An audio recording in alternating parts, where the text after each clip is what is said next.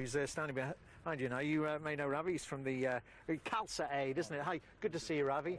Thank you very much for coming along. Now, tell us about the work your charity's been doing here. We've been seeing you and others working down there on the riverbank there, making that path an awful lot safer that people have got to use. Why have you come down here? Can we first say I've been here since yesterday morning with our team, and I read the report about a young boy dying in Chertsey, and we must keep these tragedies in mind and pray for the family.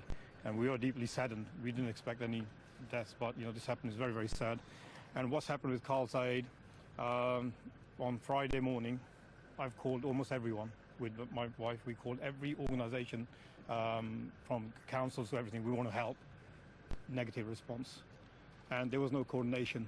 There was no center point for us, somebody like us, to say, okay, ring this person. As soon as we landed yesterday, thanks to the landlord of this pub, Jim, we got stuck in. Straight away, we're helping families move furniture, clear basements, had lunch here about 2 o'clock, went all the way down the river here, walked about 2 miles down the road.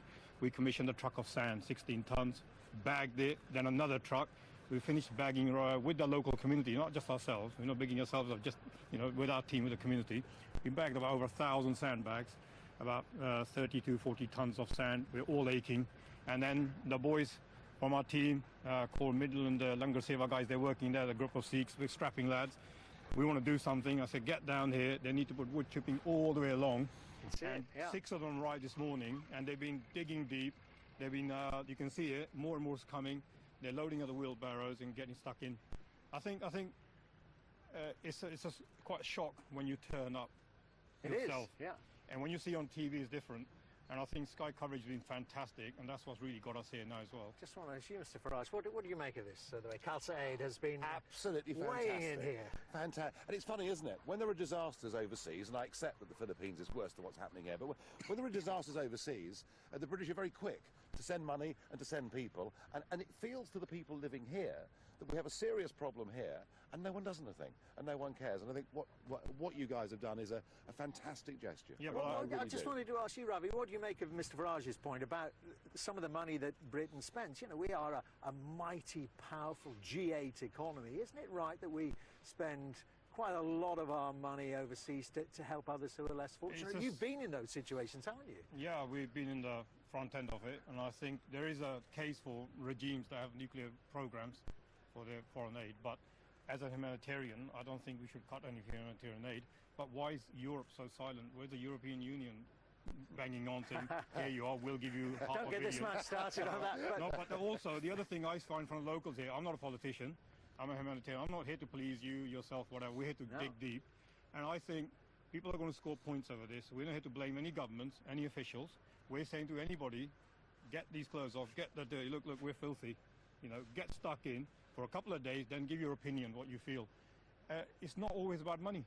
People seem to always blame money. When we walk into that house to help someone clear their furniture, they've got young kids, it's that hope somebody brings when they take a step over their door saying, we're here for you. But it's heartening, isn't it, Mr. Farage, to see people of all races, all religions who are British just digging in. Absolutely brilliant. No, I think this gesture will stick in people's minds for a very long time to come.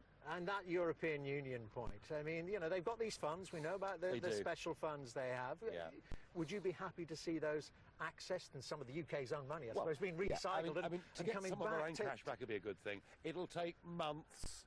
And because we're British, we're incredibly unpopular over there at the moment. Look, let's not rely on Europe to sort this out. Let's sort this out ourselves. You're quite right. People need physical help here, but also, just for a tiny sum of money, the government can say to people they'll suffer no financial loss. But then again, as well. like we keep talking about money again. I'm sorry to interrupt. Yeah.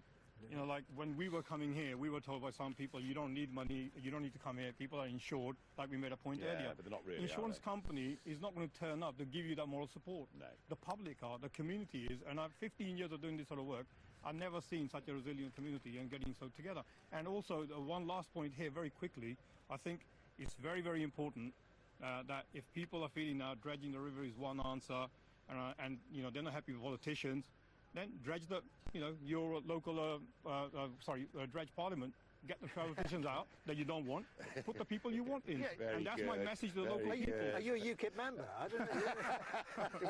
because someone here wants to recruit you. I do, absolutely. It's easy. It's very easy to blame all the time. Let's just do something ourselves. And people want to come here, link up with somebody, don't turn up, and do something. Just show your moral support. That's all it is.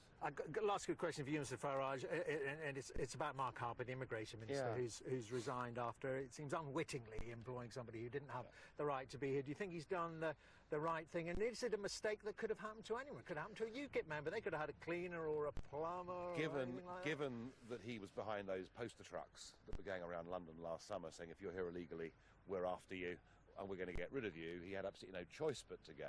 I don't for a moment think he did it deliberately. Of course he didn't. But what it does show, he's not the first person in government to have found themselves employing somebody who's here as an illegal immigrant. And what it does, it highlights the scale of the problem. Yeah, when you're saying to UKIP members, have you had a careful look at who's minding your children and who's cleaning your house? I don't need to have a careful look at all the UKIP members because you guys do that for us all the time. Okay, well, listen, guys, nice to see you. Thank you very much indeed, Thank you. Farage, Ravi Singh. Very good to have you here, and we'll let you, Ravi, get back and do all your good work there on that riverbank. We're going to take a short break now. When we